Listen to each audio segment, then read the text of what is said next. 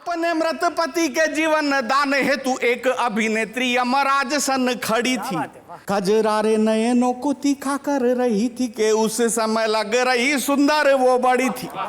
यमराज ने कहा मैं जिंदा इसे कर दूंगा, सुंदरी ये तेरी दशा नहीं देखी जाएगी, एक शर्त पर ही मैं इसे छोड़ रहा हूं कि इसे छोड़ आप मेरे साथ चली आएंगी। कॉमेडी के वीडियोस देखने के लिए हमारे चैनल को लाइक और सब्सक्राइब करें।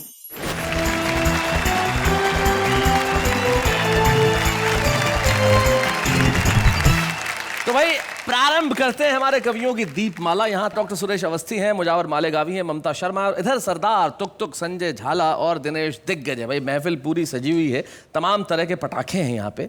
यहाँ रॉकेट भी है, फुलझड़ी भी है, अनार भी है, लड़ालड़ भी है, जमीन चक्कर भी है, जमीन चक्री भी है, और एक वो सबसे अंत में टिकड़ी भी है जो तुरंत फूट जाती है। आइए पटाखों की इस लड़ालड़ को जलाएं। तो सबसे पहले मैं बुलाना चाहता हूं उसे जो बड़ा कमाल का कवि है। कौन? मैंने कल भी आपको बताया था वो कॉन्फिडेंस का कवि है। वजन 42 किलो 300 ग्राम। हाँ। नाम दिग्गज, उज्जैन में रहते हैं। एक बार कहीं जा रहे थे, मैंने कहा दिनेश कहाँ जा रहे हो? बोले भाई साहब जिधर की हवा। तो अपनी मर्जी से अपने सफर के कहाँ हम हैं, रुख हवाओं का जिधर का है उधर के हम हैं। लेकिन वो अपनी कविताओं की उड़ान में आपको वहां वहां ले जाएगा जहां जहां सिर्फ हंसी होगी। दिनेश दिग्गज।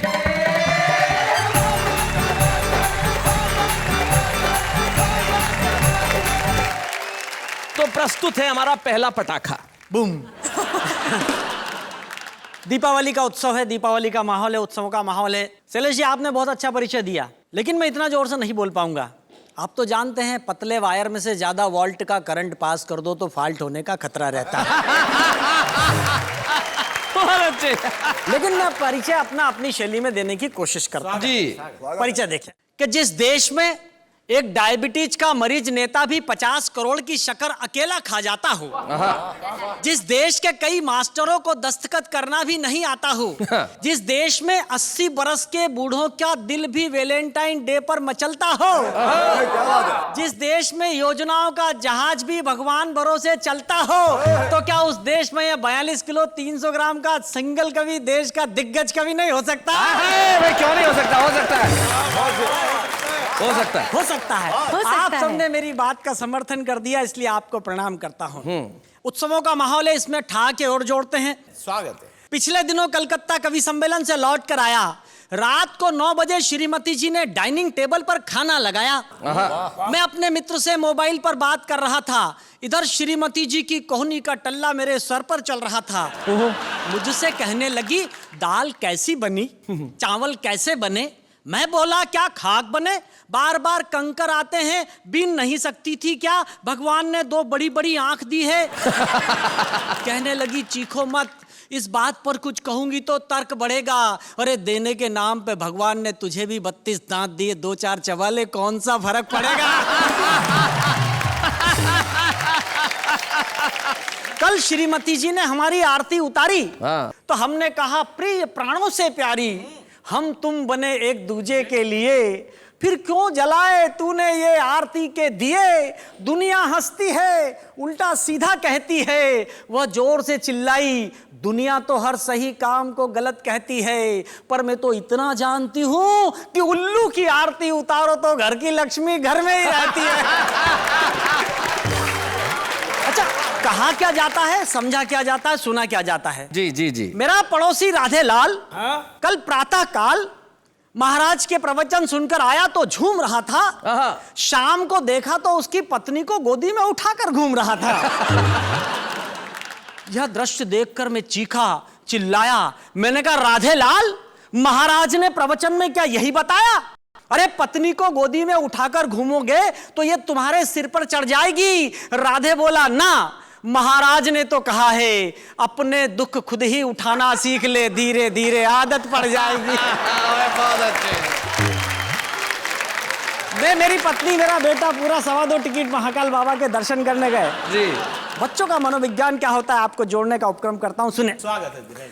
बेटे ने कहा डैडी आज पहले दर्शन करने मैं जाऊंगा, एक अठन्नी दो भगवान जी को चढ़ाऊंगा। जी। मैंने उसको एक नहीं 2 अठन्नियां दी, साथ में हिदायत भी दी कि बेटा एक अठन्नी भगवान जी को चढ़ाना, दूसरी वाली अठन्नी से अपने लिए गुब्बारे खरीद कर लाना। बेटे ने कहा डैडी आप टेंशन मत पालो, मंदिर के बाहर खड़े रहो, मेरे सैंडल संभालो, मुझे सब पता है, मैं एक अठन्नी भगवान जी को चढ़ाऊंगा, दूसरी वाली अठन्नी से अपने लिए गुब्बारे खरीद कर लाऊंगा। ये कहकर बेटे ने दोनों अठन्नियां अपनी हथेली में दबाई। अच्छा। जैसे ही मंदिर की तरफ दौड़ लगाई, तभी एक अठन्नी उसके हाथ से निकली और फिसलकर तालाब की तरफ जाने लगी। तब उस बच्चे के दिमाग में पता नहीं कौन सी बात जगी, फौरन मंदिर की तरफ हाथ उठाया, जोर से चिल्लाया, भगवान बात सच्ची और सही कह रहा हूं, पचा सको तो पचा लो, तुम्हारी वाली अठन्नी तालाब में जा रही है, बचाना हो तो बचा लो। बहुत अच्छे।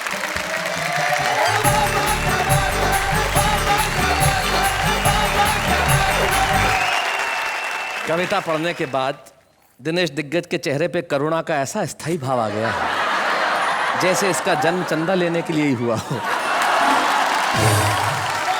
क्या कमाल की कविता पढ़ी भाई, वाह वाह, अद्भुत दिनेश दिग्गज, बहुत बढ़िया पढ़ा तुमने, बहुत मजा आया। आप कुछ कहना चाह रहे हैं डॉक्टर अवस्थी? नहीं, मैं शैलेश जी ये कहना चाह रहा हूँ कि दिनेश जी ने एक मुद्दा बहुत बढ़िया उठाया। जी। आदमी प्रवचन सुनने जाता है तो अपने मतलब की बात लाता है। हाँ। पत्नी को उठा के घूम रहा था इनके मोहल्ले में। जी। मेरे मोहल्ले में एक आदमी गया प्रवचन सुन के। अच्छा। सुन के लौटा, तुरंत काम वाली बाई से शादी कर ली, पत्नी को बाहर निकाल दिया। ओहो। मोहल्ले वालों ने पूछा तूने ये क्या किया? बोले बाबा जी ने प्रवचन दिया है, माया छोड़ो शांति के साथ रहो। तो ये बताइए डॉक्टर साहब के शांति कैसी है? चारों तरफ शांति ही शांति है। तो भाई ये हमारी चुहलबाजी तो यहाँ यूं चलती रहेगी, लेकिन अगले कवि जो उस कोने में तैयार है बिल्कुल। यस। जब से कार्यक्रम शुरू हुआ उनकी निगाह सिर्फ तुम्हारी तरफ है, वो लगातार तुम्हें देखे जा रहे हैं। उनके लिए गीत भी लिखा हूँ सर मैं। अरे वहां से कह रहे हैं कि जो सुनाऊंगा उन्हीं के लिए लिखा हूँ। हाय हाय हाय हाय, ये जो हमारी भाषा का मजा है, ये जो हमारी दक्षिणी थोड़ी बहुत आती है, उन्हीं के लिए लिखा हूँ। तो जरा वहां से उठिए हल्लू हल्लू मुजावर मियाँ, और जरा यहाँ आइए, हम आपके लिए तालियां बजाएंगे ना। मुजावर मालेगावी।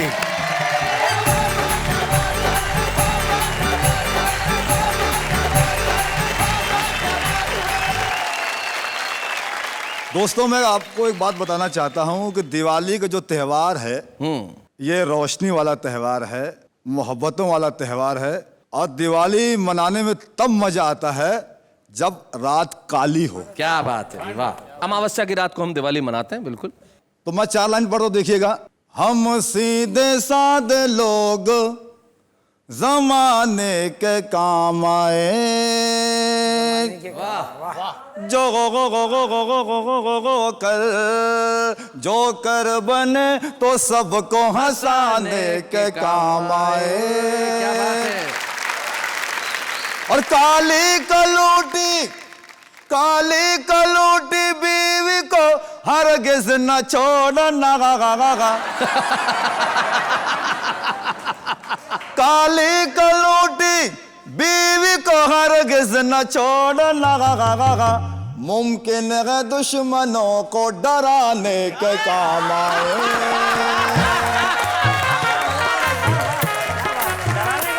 ये चश्मा जो है जी, उसकी खास बात क्या मालूम? क्या मैं हाजिर करता हूँ, सुनाए। बालों की नुमाइश में मगन देख रहा हूँ, और बरसों से जिसे उजड़ा चमन देख रहा हूँ। भाई आपके लिए नहीं है। बालों की नुमाइश में मगन देख रहा हूँ, बरसों से जिसे उजड़ा चमन देख रहा हूँ। जिस रोज से ससुरे का लगाया हूँ मैं चश्मा,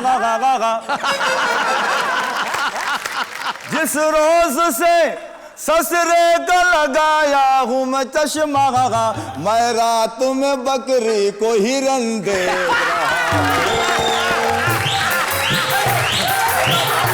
भाई क्या बात है भाई, मुजावर साहब क्या बात है भाई, एक बार जोरदार तालियां भाई, कमाल कर दिया। आपके ससुरे के पास एक आध एक्स्ट्रा चश्मा हो तो भेजिए। इनको देखकर मुझे गीत याद आया। हाय हाय हाय हाय। अनएजुकेटेड मतलब जंगली बबूल लफ्ज इस्तेमाल किया मैं। जंगली बबूल। देखिएगा, ये इनके लिए आप इनके लिए। समर्पित कर रहे हैं, सुनिए। ए में भी ये तू है, मैं हूँ जंगली बबूल। बबू गो गो गो गो गो गो गो गो गो गो गो। ए में भी ये तू है, मैं हूँ जंगली बबूल। ए में भी ये तू है, मैं हूँ जंगली बबूल। कैसे तेरा बाप मुझे करेगा कबूल। ए में भी ये तू है, मैं हूँ जंगली बबूल। ए में भी ये तू है, मैं हूँ जंगली बबूल। कैसे तेरा बाप मुझे करेगा कबूल। ए में भी ये, ए में भी ये, ए में भी ये। और बात मेरी मान तू है देखने में हूर। हाय हाय हाय।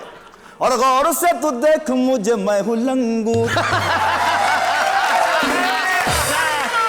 और बात मेरी मान तू है देखने में हूर। गौर से तू देख मुझे, मैं हूँ लंगूर। चांद का है टुकड़ा ये तेरा मुखड़ा। चांद का है टुकड़ा ये तेरा मुखड़ा। कछुए के जैसा है ये मेरा मुसड़ा। तू है कोला कोला, तू है ठंडा ठंडा कूल। तू कैसे तेरा बाप मुझे करेगा कबूल। ये बंद बदर खास देखे जी। बाल लगी मेरे शाहरुख खान की तरह। क्या बात है। और गाल लगी मेरे आमिर खान की तरह। गाल लगी मेरे आमिर खान की तरह। हालत लगी मेरी सलमान की तरह। हालत लगी मेरी सलमान की तरह। सूरत लगी सैफ अली खान की तरह। जॉनी लीवर जैसा मैं हूँ, तू है काजू। काजूल। जॉनी लीवर जैसा मैं हूँ, तू है काजूल। कैसे तेरा बाप मुझे करेगा कबूल। बन हाजिर करता हूँ, देखिएगा। जेल की हवाएं मैंने खाई कई बार। अच्छा। और गांव से हुआ हूँ कई बार तड़ी पार। गांव से हुआ हूँ कई बार तड़ी पार। तेरा बड़ा भाई जो है वो है हवलदार। जो है छोटा जज की चलाता है वो कार। आलू वाला मैं हूँ और तू है क्रीम रूल। Cream rule. आलू वाला मैं हूँ और तू है क्रीम रूल। कैसे तेरा बाप मुझे करेगा कबूल। इन्हें भी ये तू है, मैं हूँ जंगली बबूल। कैसे तेरा बाप मुझे करेगा कबूल। इन्हें भी ये, इन्हें भी ये। आखिरी बंद इसी तरह मोहब्बत और संवाद कर रहे हैं। ये बदर खास बंद देखिएगा जी। आगरा का ताजमहल है तेरा बदन। हाय हाय। और जुल्फों में तेरी तारों की गई अंजुमन। जुल्फों में तेरी तारों की गई अंजुमन। गेंद जैसी मोटी मोटी खाल है मेरी। गेंद जैसी मोटी मोटी खाल है मेरी। टीबी के मरीज जैसी चाल है मेरी। हाय हाय। तू चमेली मोगरा में धतूरे का फूल। चमेली मोगरा में धतूरे का फूल। कैसे तेरा बाप मुझे करेगा कबूल। इन्हें भी ये तू है, मैं हूँ जंगली बबूल। कैसे तेरा बाप मुझे करेगा कबूल। कैसे तेरा बाप मुझे करेगा कबूल। क्या बात है।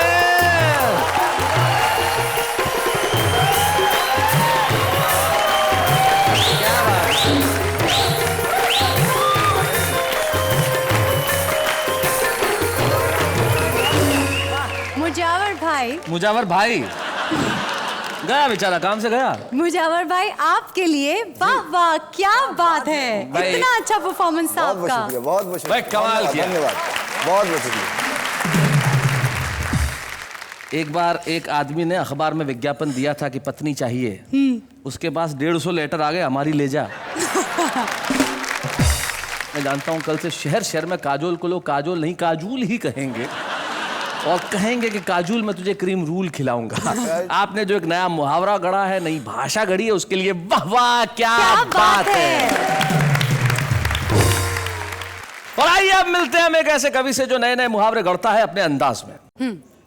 उसकी कविता में नाट्य होता है, उसकी कविता में अभिनय होता है, उसकी कविता में आवाज का उतार चढ़ाव होता है। कविताएं सुनाता है तो ऐसा लगता है कि आप वहां पे उपस्थित हैं और वो हमारे यहाँ उपस्थित है। एक ऐसा कवि जिसे मैं प्यार से आलू कहता हूँ। आलू। और आलू इसलिए कहता हूँ कि आलू बहुत समाजवादी होता है। जरा उठो लाला, संजय झाला।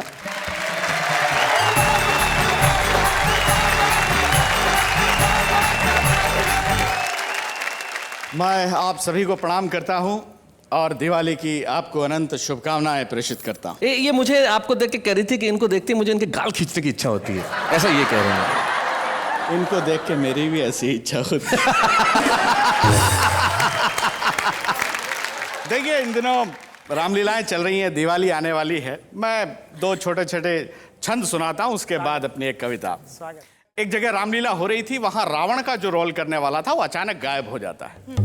तो सार्वजनिक निर्माण विभाग अर्थात पीडब्ल्यूडी का एक ठेकेदार होता है, उसको रावण का रोल दे दिया जाता है। वो क्या करता है आप लोग आनंद लेंगे।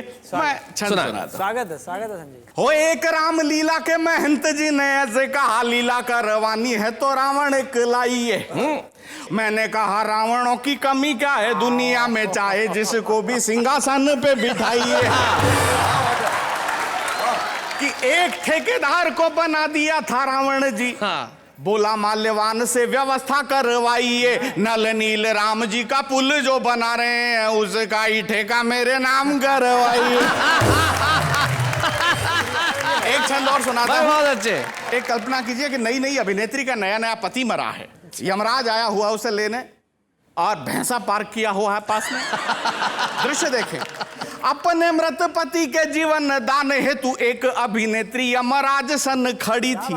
कजरारे नयनों को तीखा कर रही थी कि उस समय लग रही सुंदर वो बड़ी थी। यमराज ने कहा मैं जिंदा इसे कर दूंगा, सुंदरी ये तेरी दशा नहीं देखी जाएगी, एक शर्त पर ही मैं इसे छोड़ रहा हूं कि इसे छोड़ आप मेरे साथ चली आएंगी।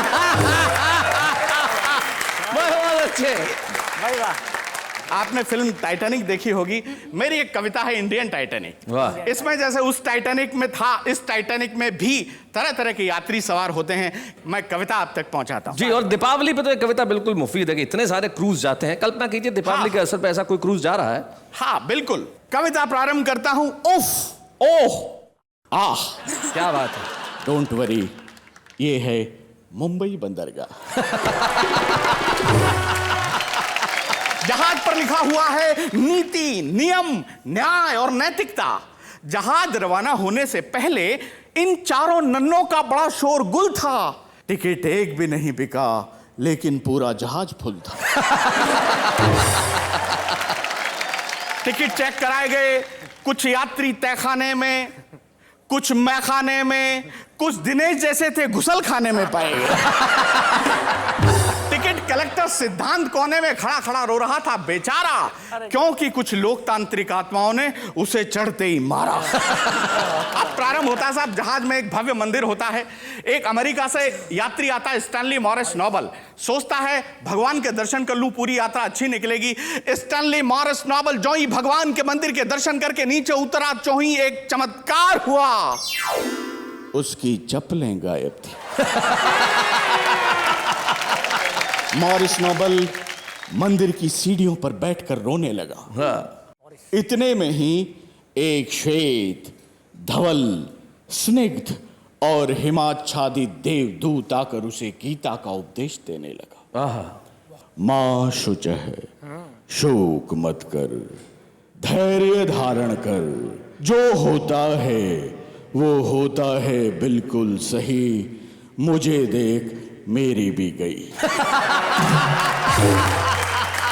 बहुत अच्छे। तुच्छ चप्पल के लिए आंसू बहा रहा है, मुझे देख क्या मैं रो रहा हूं? मैं रो नहीं रहा हूं, इसका मतलब ये नहीं है कि मैं आदमी बड़ा हार्ड हूं। मैं रो नहीं सकता क्योंकि मैं यहां का सुरक्षा गार्ड हूं। थोड़ा गम खा, थोड़ा ठहर ले, जुगाड़ होते ही किसी की भी पहन ले।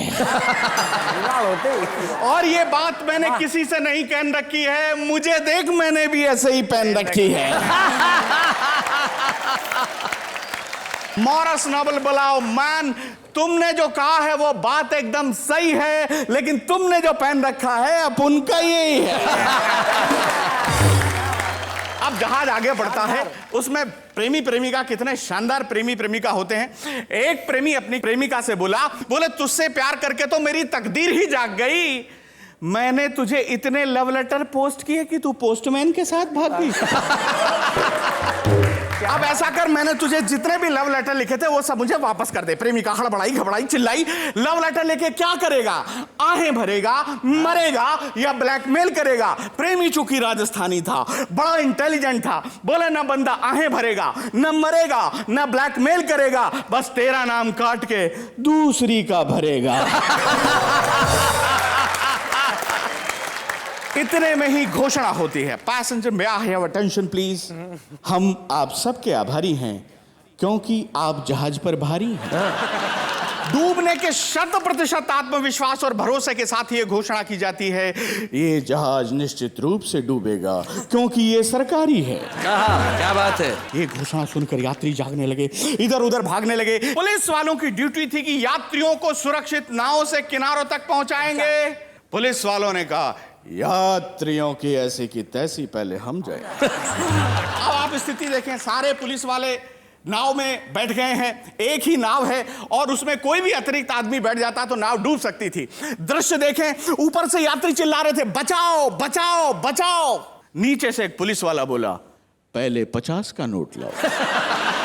पुलिस वाले का बलिदान देखें, यात्री ने 50 का नोट निकाला ताजा और पुलिस वाले ने कहा ऐसा कर, तेरी जगह मैं डूब जाऊंगा, तू मेरी जगह आ जा। इतने में ही बगल वाला पुलिस वाला बोला क्यों बे, 50 रुपए के लिए अपनी जान दे रहा है, जान देने के पीछे तेरी क्या रजा है? और पुलिस वाला बोला अगर फोकट का माल जेब में हो तो डूबने में भी मजा है। क्या बात है। डूबने में भी मजा है।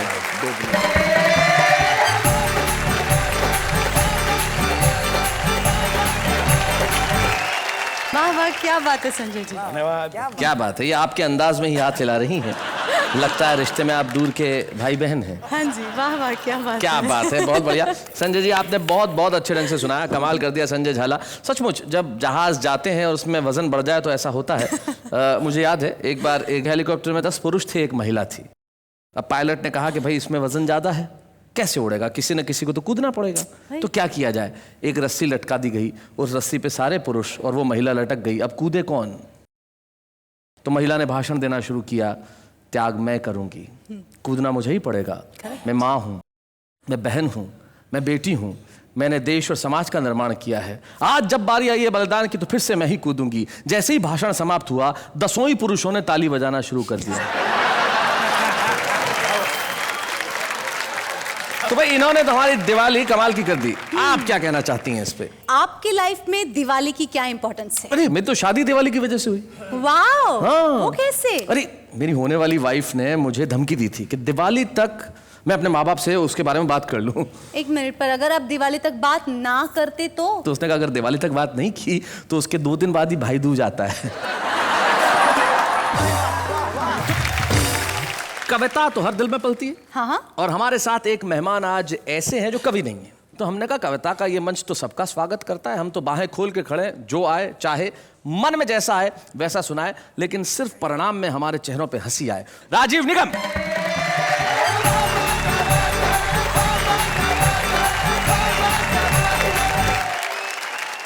दीपावली के इस खास पावन पर्व पर ये मंच सजा हुआ है, सभी लोगों को मैं प्रणाम करता हूँ। नमस्कार। और दीपावली की आप सभी को बहुत शुभकामनाएं देता हूँ। कितनी लाइटिंग वाइटिंग कर रखी है, कितने लैंप जल रहे हैं। वैसे इतने जलाने की क्या ज़रूरत थी, एक हेलोजन ही काफ़ी था। तो चलिए सबसे पहले मैं अपना परिचय देना चाहूँगा कि मेरा नाम राजीव निगम है। मैं एक शादीशुदा व्यक्ति हूँ जी। इसमें हंसने की कोई बात नहीं है। मेरी भी एक प्राइवेट पत्नी है। प्राइवेट? जी हाँ, प्राइवेट है। सबकी प्राइवेट होती है, सरकारी किसी की नहीं होती है। दिवाली का दिन यूपी के लिए बड़ा खास होता है जी, क्योंकि यही वो दिन होता है जब यूपी में कहीं पर अंधेरा नहीं होता। बहुत अच्छे। लाइट से लोग इतना त्रस्त हैं कि पूछिए मत, और लाइट के बिल से उससे ज्यादा त्रस्त हैं। जी। एक शख्स तो चिल्ला रहा था, कहने लगा ये देखो मेरा लाइट का बिल 50 रुपए आ गया। मैं बोला इस महंगाई के जमाने में 50 रुपए में ये हालत हो रही है? बोले भाई साहब आपको पता नहीं है, सिर्फ कैंडल और माचिस ढूंढने के लिए लाइट जलाता हूँ फिर बंद कर देता हूँ। पीछे से दूसरा आदमी चिल्लाया 50 रुपए तो छोड़ो, मेरा बिल देखो 20 रुपए आया है। हमने कहा 20 रुपए में तू चिल्ला रहा? बोले भाई साहब आपको पता नहीं मेरे घर में लाइट का कनेक्शन ही नहीं है, फिर भी बिल भेज दिया। बहुत भाई अच्छे। राजीव जी बहुत अच्छे। दिवाली के लिए मैं अपने बच्चों को लेकर के बाजार गया, फुलझड़ी, अनार, पटाखे वगैरह दिला रहा था। तभी मैंने देखा पड़ोस में एक महिला अपने 4 बच्चों के साथ शॉपिंग कर रही थी। अच्छा, लेकिन खास बात यह थी कि उन चारों बच्चों में 5-5 साल का अंतर था। मैंने मोहतरमा से पूछा, हमने कहा मैडम ये चारों बच्चों के बीच में 5-5 साल का अंतर मेंटेन कैसे किया? बोली वेरी सिंपल, मेरे पति एमएलए हैं। मेरे पति एमएलए हैं, 5 साल में सिर्फ एक ही बार आते हैं। तभी पीछे से देखा एक 3 साल का बच्चा मम्मी मम्मी कहते हुए आगे आया। मैं बोला ये 3 साल का ये क्या है? बोले देश में कभी कभी मध्यावधि चुनाव भी हो जाते हैं। और वैसे देखा जाए आजकल हर पत्नी अपने आप में रानी लक्ष्मीबाई है। क्या बात। बच्चे को बाई की गोद में डालकर पति की लक्ष्मी निकाल के रानी बनी घूम रही है। क्या बात है, बहुत बढ़िया। अच्छी बात है। तो मेरी भी जो पत्नी है, मैं आपको बता दूं कि बड़ी प्यारी है, बड़ी सुंदर है, चिकनी, बम पटाखा आइटम है एकदम। ऐसा मेरे मोहल्ले के लड़के बोलते हैं। लेकिन ऐसी बात नहीं कि मेरी पत्नी सुंदर नहीं है। मेरी पत्नी मेरे बॉस की पत्नी से ज्यादा सुंदर है, ऐसा मेरा बॉस बोलता है। जबकि हकीकत यह है कि वो 1 नंबर की कामचोर, दुष्ट, निकम्मी, नालायक, ऐसा तो मैं बोल ही नहीं सकता, मेरी माँ बोलती है। अब आप सोचते होंगे कि मैं क्या बोलता हूं, तो मेरी इतनी हिम्मत कहां कि उसके सामने मैं कुछ बोलूं। दूसरे की पत्नी के बारे में सुन के बड़ा मजा आ रहा है। तो मैं ये बता दूं कि ये मेरी पत्नी का किस्सा नहीं, ये दिग्गज साहब बैठे हैं, बोलना भूल गए थे, उनकी पत्नी का किस्सा है। तो चलिए आगे बढ़ते हैं। दीपावली का त्योहार जी, समय और वक्त के साथ कितना बदलता चला गया, वो मैं आपको कुछ पंक्तियों में बताऊंगा। बचपन में दिवाली के आते ही हम सब बड़ा खुश होते थे, बड़ा आनंदित होते थे। हमारे पिताजी एक थान से कई मीटर कपड़ा लाते थे और चारों बच्चों को काट कर उसी से कपड़े सिलवाते थे। क्या जूते का फटा हुआ तला दिवाली में ही सिला जाता था। क्या बात है। और मेरे पिता खुद पॉलिश लेकर के सारे बच्चों के जूते चमकाते थे। वाह वाह वाह वाह वाह, बहुत। मेरे पिता खुद पॉलिश लेके सारे बच्चों के जूते चमकाते थे। एक फुलझड़ी में आधी देर भैया और आधी देर हम जलाते थे। इस तरह कुछ फुलझड़ियों में ही हम शान से दिवाली मनाते थे। क्या बात है, वाह वाह वाह वाह। मेरी माँ चौके में तरह तरह के पकवान बनाती थी और बच्चों को बड़े प्यार से खिलाती थी। फिर मेरे पिता साइकिल के अगले हिस्से में 2 बच्चों को बिठाकर और पिछले हिस्से में 2 को बिठाकर पूरी शहर में आतिशबाजी दिखाते थे। वाह वाह वाह। और वापस आते समय कुछ मूंगफलियां खरीद करके हम लोगों की जेब में डाल देते। क्या बात है, बहुत अच्छे, बहुत बढ़िया। राजीव जी बहुत अच्छे। और उन जेबों को हम भरा हुआ खजाना समझकर खूब इतराते थे। बड़े शान से दिवाली मनाते थे, बड़े शान से दिवाली मनाते थे। भाई क्या बात है। लेकिन अब हम दिवाली मनाने में बड़े कच्चे हैं, क्योंकि मेरे पास एक मुम्मैया पत्नी और 2 मुम्मैया बच्चे हैं। वाह वाह वाह वाह। मेरा बड़ा बेटा दिवाली के दिन मेरा क्रेडिट कार्ड ले जाता है और 10,000 के जूते और जीन्स खुद ही खरीद लाता है। और मेरा छोटा बेटा ड्राइवर के साथ दोस्तों के यहाँ दिवाली पार्टी मनाने जाता है और 20,000 का चूना लगा आता है। मेरी पत्नी पकवान बनाने की जगह होटल से ऑर्डर करके खाना मंगवाती हैं वाह। और खुद किटी दोस्तों के साथ में पत्ते खेलने चली जाती हैं। क्या बात है भाई, बहुत अच्छा। दियों की जगह दिल जलता है। 50,000 खर्च करने के बाद भी मैं अपने आप को घर में अकेला पाता हूँ। पहली जैसी दिवाली अब नहीं मना पाता। वाह वाह वाह वाह, भाई बहुत बढ़िया।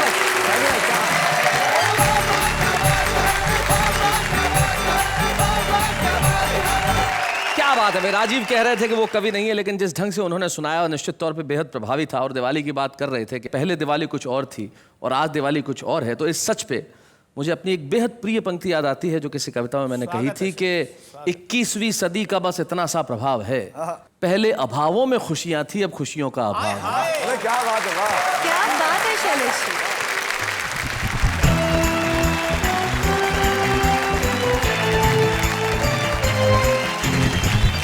भाई दिवाली का माहौल है और दिवाली के माहौल पे सिर्फ पटाखों की आवाज ही नहीं होती, इन दिनों आपके घरों में आवाज हो रही है ठहाकों की भी, क्योंकि आपके साथ है वाह वाह क्या बात है। शैलेशी जी। अगर आपको दिवाली पे सिर्फ एक चीज लेने की इजाजत दी जाए तो आप कौन सी चीज लेंगे? आपसे दूर होने की इजाजत। नहीं, मेरे कहने का मतलब ये सवाल तो मुझे आपसे करना चाहिए कि अगर आप सिर्फ एक चीज लेने की इजाजत हो आप तो क्या लेंगे आप? मैं बिना लिमिट का क्रेडिट कार्ड। क्यों, मैंने जो आपको दे रखा है वो आपने खो दिया है? नहीं, वो उसकी लिमिट खत्म आने को ही है। लिमिट खत्म होगी ही ना, क्योंकि महिलाओं को शॉपिंग से दूर रखना मुश्किल ही नहीं नामुमकिन है। खैर, इन्हें तो मैं शॉपिंग से दूर रख लूंगा, लेकिन जो हमारा आम आदमी जिसके भीतर कविताएं हैं उसे कविताओं से दूर रखना थोड़ा सा मुश्किल है। वो कैसे अपनी कविताएं बाहर लेके आता है, जरा देखते हैं। मत पूछ मोहब्बत में क्या क्या जख्म खाए हैं, उसके घर के सामने हिमेश के गाने गाए हैं। हर महीने बढ़ जाता है मोबाइल का बिल और अब इसीलिए नहीं लगता मेरा पढ़ाई में दिल। कुछ पल मिलते हैं कुछ पल के लिए, इसलिए जी लो इन्हें हर पल के लिए। ये वक्त तो एक रेत की तरफ फिसल जाएगा और दे जाएगा यादें उम्र भर के लिए। सावन का महीना और पवन करे शोर, अरे अपनी ही शायरी सुन के मैं खुद हो गया हूँ बोर। तेरी झील सी आंखों में डूब जाने को जी करता है, मगर क्या करो तेरा इतना बड़ा चश्मा बीच में आ जाता है। Baa baa black sheep have you any wool, जब पापा जाते हैं ऑफिस मम्मी को जाते हैं भूल। बाबा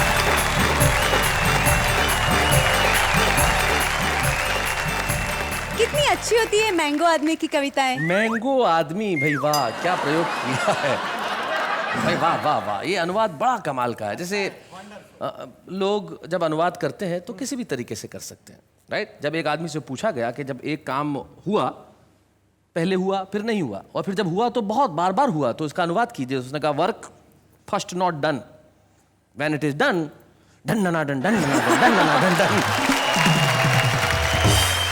तो ये उसी तरह का अनुवाद था। लेकिन आम आदमी अपनी कविताएं इसलिए सुनाता है कि उसमें कहीं चाह है कि वो प्रसिद्ध हो। हमारे ऐसे ही मित्र हमारे एक साथ हैं जिन्होंने अभिनय के क्षेत्र में बड़ा नाम किया है। उन्होंने बहुत सारे सीरियल्स में अभिनय किया, कुछ अंतर्राष्ट्रीय फिल्मों में अभिनय किया, लेकिन आपके दिलों पे छा गए वो सिर्फ एक नाम से, पत्रकार पोपटलाल यानी कि श्याम पाठक।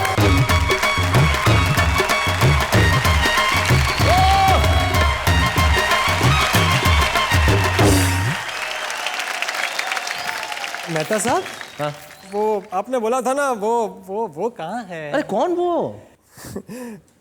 कविता। वो तो तुम्हारे पास होगी ना? अरे मेरे पास होती तो मैं यहाँ क्यों आता भाई? कविता तो आपके पास है। एक मिनट पोपटलाल भाई, कौन सी कविता इनके पास है? एक मिनट। अंजलि भाभी, इन्होंने कहा था कि कविता इनके पास है, वो कविता से मुझे मिलवाएंगे, तो इसलिए मैं यहाँ आया हूँ भाई। कविता कहाँ है, मिलवाइए। हे भगवान, मैं कविता से मिलवाऊंगा ऐसा नहीं कहा था, मैं कविता सुनवाऊंगा ऐसा कहा था। एक बार मिलवा दीजिए, जिंदगी भर सुनता रहूंगा। देखो, तुम पोपटलाल भावनाओं में मत बहो, इमोशन में मत आओ। देखो, करोड़ों लोग इस प्रोग्राम को देखते हैं और करोड़ों लोग हैं, मतलब करोड़ों लड़कियां भी होंगी। क्या बात कर रहे हैं? और करोड़ों लड़कियां प्रोग्राम देख रही होंगी और कविता का प्रोग्राम है, मतलब उन्हें कविता से प्यार होगा। 4 लाइन सुना दो, हो सकता है तुम्हारी कविता सुनकर कोई तुम्हें पसंद कर ले। अच्छा, हाँ तो ठीक है, फिर सुनिए। सुनाइए। हाँ। देखिए, वैसे मैं कवि तो हूँ नहीं जी। यहाँ बैठे हुए सारे दिग्गज कवि और हमारे देश के सारे महान कवियों को शत शत प्रणाम करके मैं एक छोटी सी कोशिश करता हूँ। जी, सुनाइए। भाई, पेट्रोल के दाम कम करो या न करो, हाँ, खाने की कीमतें बढ़ा सबको डरा दो, हाँ, मेरी सेहत पे सबसे फर्क पड़ता नहीं। अब आप इस दिवाली बस मेरी शादी करा दो। भाई, मुझे इस दुनिया के बवाल से बचाइए। मुझे और कुछ नहीं, बस एक बीवी चाहिए। तो यहाँ बैठी सारी महिलाएं जरा गौर कीजिएगा, मुझे और कुछ नहीं, बस एक बीवी चाहिए। मैं भी दिवाली मनाना चाहता हूँ, एक हमसफर के साथ फुलझड़ी जलाना चाहता हूँ। बस एक फुलझड़ी दिला दो, आप इस दिवाली मेरी शादी करा दो।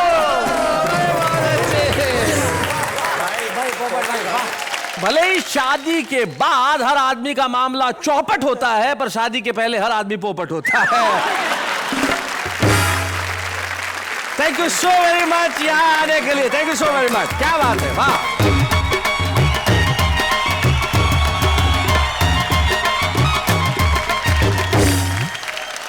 अब वक्त आ गया है हमारे उस कवि मित्र को सम्मानित करने का जिसने जीवन में सिर्फ कविता के क्षेत्र में ही काम नहीं किया व्यंग्य भी लिखे और कई पुस्तकें जिनकी प्रकाशित हुई। और आज दीपावली के इस माहौल में हमें बड़ी खुशी है कि हमारे बीच में हास्य व्यंग्य का एक ऐसा अनूठा कवि है जिसने जीवन में बहुत संघर्ष किए। उसके संघर्षों को मैंने करीब से देखा है, लेकिन हर संघर्ष के बाद वो हंसी निकाल के लाता है। संजय झाला।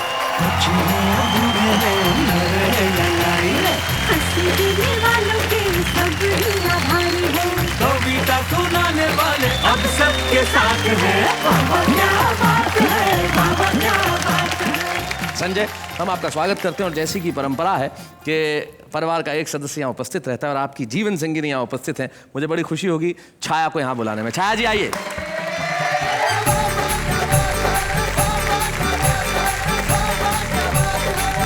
छाया, स्वागत है आपका यहाँ।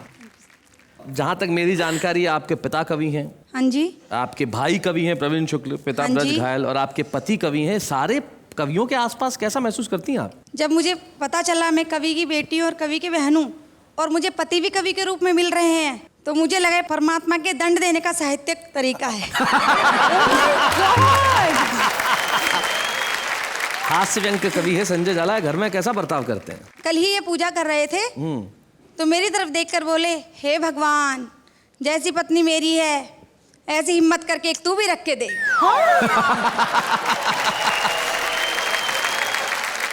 अच्छा, आपके दो बेटे हैं ईशान और अभिसार। हाँ जी। भाई, पिता कवि, भाई कवि, आपका ये कवि, तो उसमें उनमें कुछ कविता के गुण आए हैं क्या? हाँ जी, मेरा छोटा बेटा ईशान एक दिन मेरे पास आया और बोला, मम्मा मैंने एक कविता लिखी है। अच्छा। तो मैंने कहा बेटा सुनाओ। बोला, मम्मा मैं आपका, शानू भैया बाप का। क्या कविता है भाई, बहुत अच्छे, क्या बात है। इस दिवाली की आपको ढेर सारी शुभकामनाएं, आपके जीवन में बेहद आनंद बना रहे, उत्सव रहे हमेशा। रमेश गुप्ता चातक कहते हैं कि हो चाहे तिमिर घना, दीपावली कायम रहे, जिंदगी के इस नगर में एक गली कायम रहे। और परछाइयां कहने लगी ये तो समय का फेर है, हो चाहे बीमार जितने, जिंदा दिली कायम रहे। वाह वाह, क्या बात है। कायम रहेंगे हम भी और कायम रहेंगे आप भी, हम हंसाने के लिए और आप हंसने के लिए। अगले शनिवार रात ठीक 10 बजे उसी कार्यक्रम में जिसका नाम है वाह वाह क्या बात है।